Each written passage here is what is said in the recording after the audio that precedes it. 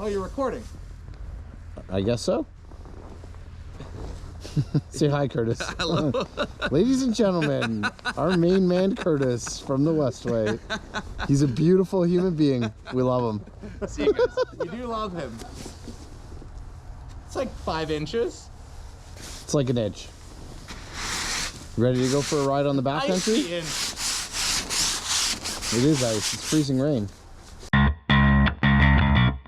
Sledaddicz is brought to you by Team Vincent Motorsports, Bergstrom Carbides, Ledger Performance, Ultimax Belts, Stud Boy Studs, and Radio World.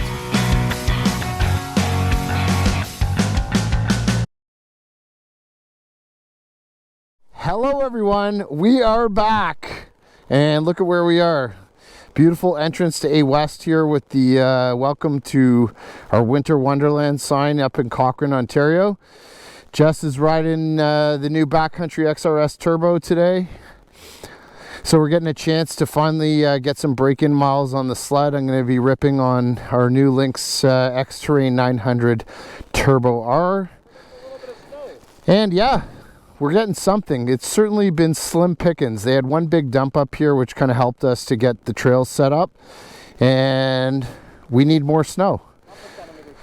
Yeah, we got a few centimeters today. The conditions tip-top, so we have the snow to open trails limited, most of them. Yeah, exactly. So Jesse and I were out this morning doing some flooding. We've done a lot of grooming. We've done a whole bunch of signage and just doing our best like we do every year just to help the Polar Bear Riders Club up here get their trails open. And in between, we get some time to put some miles on the new sled, so we're going to get up for a rip. What's that? We got a long day today. We do. We have a long day coming up. So after this, we're going to do some work back at the hotel to do some editing. And then we're going to hopefully head up. We'll take a drive up to the canyon where we need to meet the other groomer operator. And we're going to swap and do the rundown from the canyon. So that should be pretty cool. Tomorrow. Yeah, we'll be back tomorrow. It's going to be a long pull. Maybe we get some shut-eye, hopefully, in the groomer tonight. As a passenger, hopefully. Yeah. Anyway, we're going to get rolling. We're excited. We've got open trails. We've got some new sleds. We've got a bit of snow. And we're kind of back in our home where we love to ride, which is up here in Cochran, Ontario. And yeah, should be a nice little rip. We're going to go up to the Polar Bear Den on the A West and hang out there for a little bit and then make our way back to town. So just a little short rip to get some miles on. Like I said, it's kind of a break for us in between the volunteering work that we're doing, so it should be a fun rip. And we're off. The snow's starting to get a little bit loose just because it is a little warmer today. We've had some crazy cold temperatures up here which have been amazing for ice making, but starting to warm up a little bit now. So as you can see, Mike's got this interesting white light right now on his oxygen flow. So this is actually the Blizzard Buster light from LJE Products. Our buddy Len sent us a couple sets to try out and do some video with. So he's been making the helmet lights for years for regular helmets, but new for this year is actually the one for the oxygen. So it actually powers on right through the magnetic port at the back of the helmet, like your regular oxygen cable goes on, and you can actually change the color. So I'll get Mike to stop for a second here. Oh, there we go. Yeah, there you go. There you go. There we go. Now it's blue. So it has all 12, I think, color options, which is super cool. And you can kind of coordinate your group and everyone get a different color. And they're really, really bright. So that's the one thing we love about these lights is when it comes to snow dust conditions, it really penetrates through the snow dust. So it's great from a safety perspective. Yeah, so I'm going to show it here. So it basically fits right over the normal oxygen plug. So that just sits in there, and then you connect the E-Link to it, and then there's a button on this side for power to change the different light options. And there's a bunch of different colors. Let's stay with green, that looks pretty cool. Yeah, and I got the same thing on my helmet. Shot, baby. so cool. Like, you don't hear a starter, you don't hear anything. The best thing ever. It's just super cool. Once, and I've literally run it for like 30 seconds, turned it off, and it started back up. And the first day we go out to record and we can't see because it's freezing rain. Awesome. Everything's just lining up for us. Can't even see shit. She rips. That is one of the big pluses of having 2 BRP sleds, is you just you program your keys the same, and we can just go from one sled to the other without disconnecting anything. This is my first time on this Lynx. It's also going to be my first time on the A103.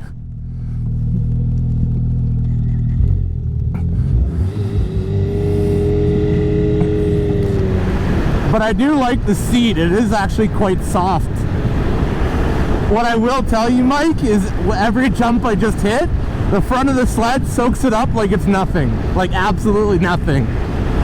Front end is great, rear end can be stiffened just a tad. Into the polar bear den we go. Take the slow signs seriously, guys. We put them there for your safety. Polar bear den. So that's to the canyon, and we'll actually be coming back. We'll probably be through here, I would imagine, around, I want to say 9:30 in the morning.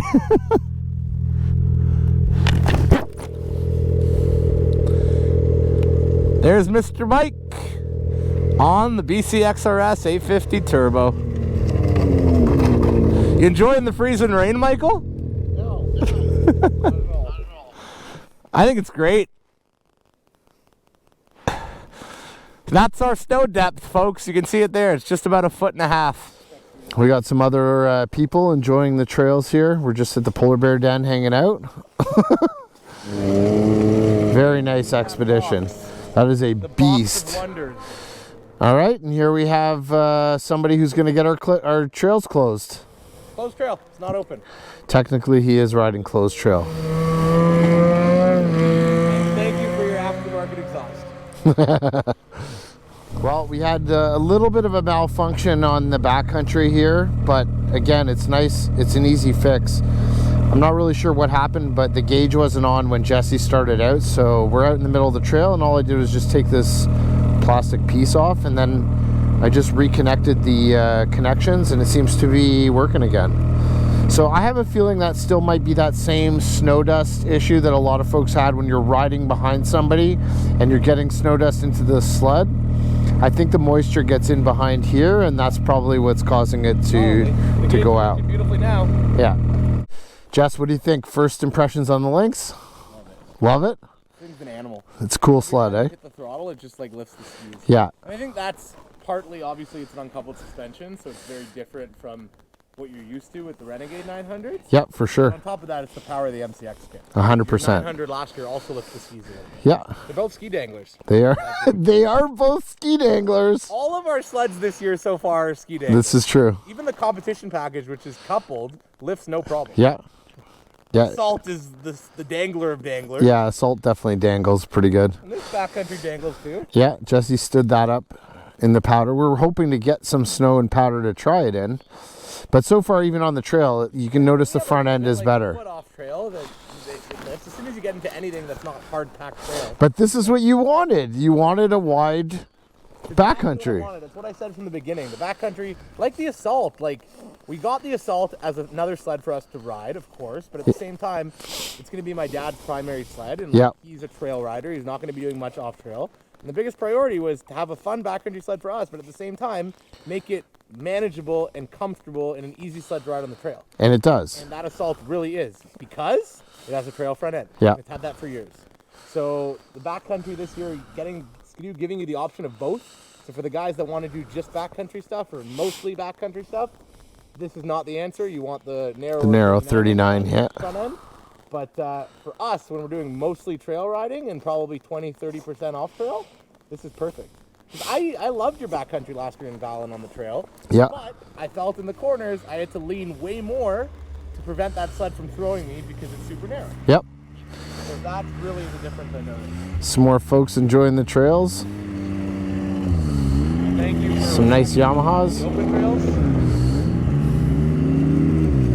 Got some Nice Sidewinder. So we've now officially ridden all 4 of our sleds. Yeah. Yeah. And my Excited favorite so far, for me, is my sled. Is the comp? The comp is an animal. I'm a comp guy. That's my sled. I love all of them. I will ride all of them and enjoy all of them, but that's going to be the sled I'm going to log miles on for sure. Another day in paradise up here. The one thing that never gets old about the 900s is the turbo sound when you let off the gas. Just got my brand new Oxygen Flow on today for the first time, and I'm absolutely loving it. To be honest, right now I don't notice a huge difference over the regular Oxygen because I haven't really rode with it for that long, but it is carbon fiber, and this is my first carbon fiber Oxygen, so I do notice it's a little bit lighter. On top of that, I really like with the new cord how it actually shows you a light where you plug into the RCA port, so you don't actually have to look at the like Oxygen remote. So let's see if I can show this to you. Right there, it shows you the green light, so that actually tells me that I got power, which is awesome. It is only -4 outside, and I'm not overheating or sweating in my helmet, so I guess that tells you that it's definitely a little bit colder, which is exactly what we wanted, because the regular Oxygens, we've always said, run a little hot, and in -30s and -20s and even like -15 and below, there's no helmet I'd rather use than the Oxygen because it's super warm. But when it's like -5 or above, then you don't want that warm of a helmet. But this so far is a little bit cooler. I'm noticing some airflow right now through my chin and face area because I have the front visor vent open. That's definitely helping a little bit, so that's nice. But yeah, I'm looking forward to getting some more kilometers with this helmet. Woo! With this helmet on. I know it's going to be a winner for me because I've been rocking the Oxygens for, oh man, I think this might be the 6th or 7th season with them, and I love them.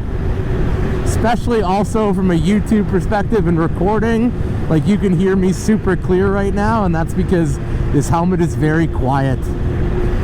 With a helmet like the Mission, which I also really like, I don't wear it nearly as often because the audio quality is not great. This helmet is like quiet, it's crisp. Even listening to music, it's much louder in this helmet than it would be in the Mission or equivalent open face helmet. I also got an Advex helmet this year based on Mike's convincing, so I'm going to try that out as well. That will be an awesome helmet. But the Oxygen is really my go-to, especially on all of our trips, which at this point, the majority of our riding is bigger trips, except for beginning and end of season where we're in Cochran doing day rides. I will say this MCX kit does make the sled peppier for sure. I noticed a difference, especially in the throttle lag as well. It's significantly reduced. It's just good to be back out on sleds. This is our happy place. And this Lynx is a wicked sled. I know Mike's gonna really enjoy it when it comes to the big saddlebag trips. Then we've got the Backcountry XRS for some off-trail riding. We've also got the Assault for some off-trail riding, so definitely stay tuned. Once we get some more miles on both of those sleds, we're definitely going to be doing some comparison videos between the two backcountry style sleds. And then of course I've got my Comp 850 Turbo, which so far I'm loving. I went a little bit more aggressive on the studs, so I'm running 1.5 stud boy studs. And the sled rips, so I'm not sure if the peppiness is and the transfer is the actual 850 turbo motor or if it's the studs. It's probably a combination of both, but the sled is a blast to ride, super peppy. Every time I hit the throttle, it just lifts the skis and goes. And yeah, and it's back to skidoo yellow, which I like. I didn't mind the gray sleds the past few years, but there's nothing like skidoo yellow.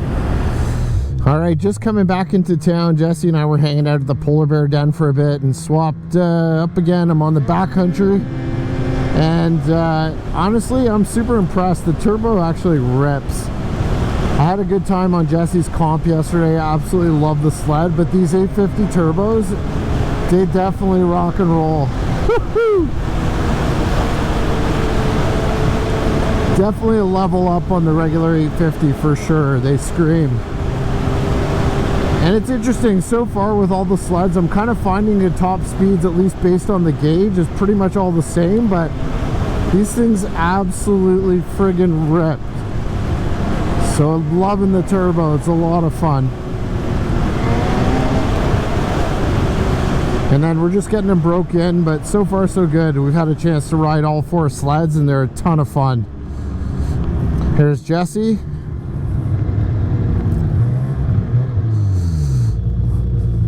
What's happening, my dude?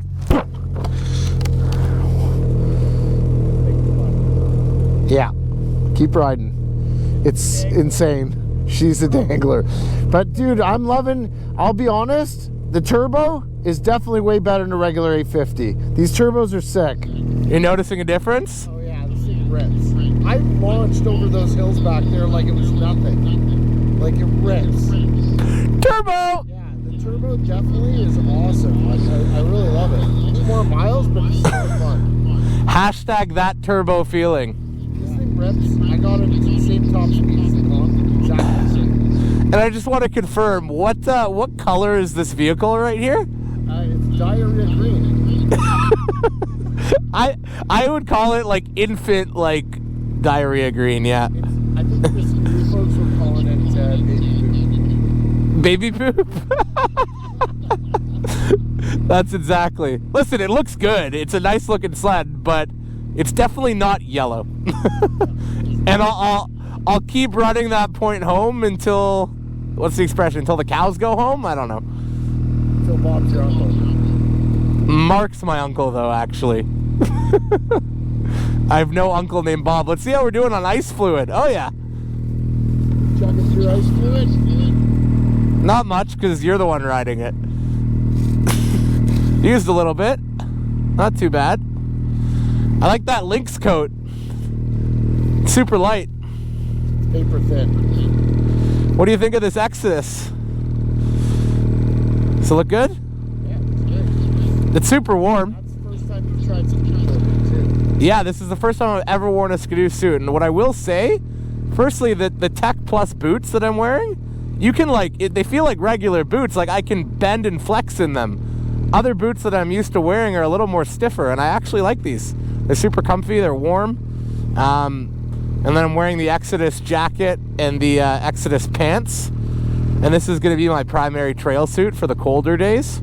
Of course, I still have my climb suit, and then I also have the PTG suit I'm going to be wearing on the super warm days, and my mono suit when I'm doing some off-trail riding. So we've really got everything to try out. Yeah. Don't run me over. Do we still have a working gauge over here? Yep. We got our knee pads on the Xterrain here. Fit like a glove.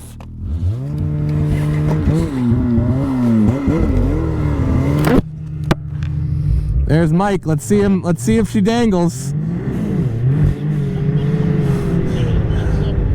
So stop. I would just actually come to a full stop and see if you can actually get it to lift.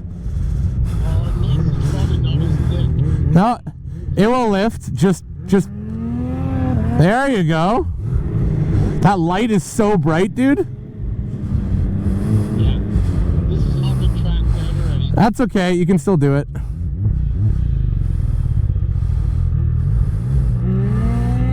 Oh, yeah.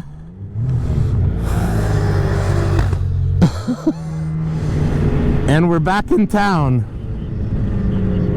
So they're all the same speed. If you got 176, my comp got 178, the 9-hour got 178. Back to the hotel.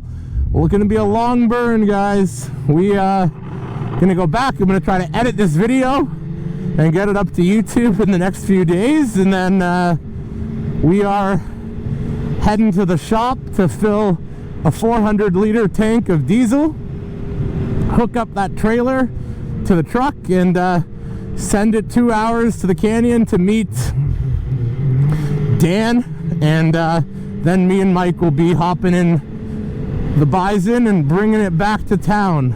So if we get there and we start moving at like 8 p.m. from base camp at the canyon, we should hopefully be back in town by, oh, I don't know, let's say 10:30 in the morning. And then we'll put it into the shop. It's been outside for 5 days. Some of those days were in the -30s at night, so it's well overdue for a little spa day. And then we'll be heading back to the Westway to sleep for most of the day tomorrow, and then we'll be heading out with friends up here. We were invited over to them for Christmas, so we'll be celebrating Christmas with them, and then hopefully doing some more riding over the remainder of 2024. Anyways, guys, hope you enjoyed our first real trail riding video with both me and Mike in it, and we will see you on the next one. Take care, everyone. Later that same evening. Oh boy, it is always an adventure, isn't it? Yes, it is.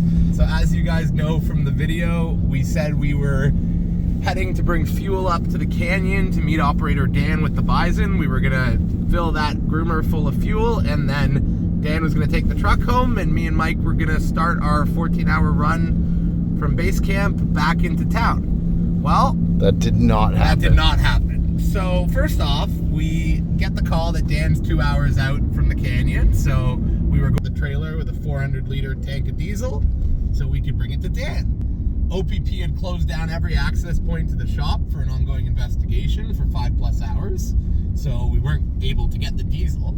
So we had found a workaround plan. We had a buddy with a fuel truck that was going to come take us up there, and then Dan calls us. He blew a hose in the middle of the trail. There's black oil everywhere, so we had to turn off the machine. Thank God it's only like -3. It's not super cold, and so that groomer is going to be staying in the bush again tonight. So we are heading up by truck with some sleds. This is a rescue mission. Down the Highway 634 in the middle of nowhere. And yeah, we're heading there to pick up Dan. We're going to try to go look at the groomer and see if we can find out where the oil is leaking from. That way we know what part we need to replace it.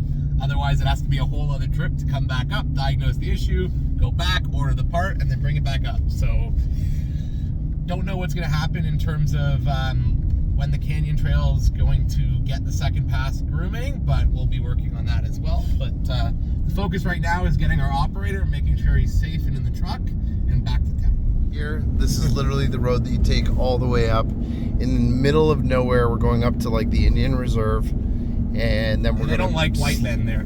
Yeah, and then we're gonna sled in probably about a kilometer, hopefully, once we can see where Dan is stuck in the groomer. So Yeah, apparently he's only a kilometer from the road. yeah, shouldn't be too bad. We're hoping everything works out, and certainly taking a turn in a different direction entirely tonight. Complete 180. 3 hours later. Mission Rescue Dan is in motion. We've made it to the groomer. We think we've identified the issue. It's leaking right here, whatever this is right here. There's Jesse and our awesome operator Dan, and we are getting him out of the bush. Home safe and sound. We're in the middle of nowhere up in the Abitibi Canyon, and it's about 9:45 at night. All right, we made her back at Abitibi Base Camp. Honey, I'm coming home.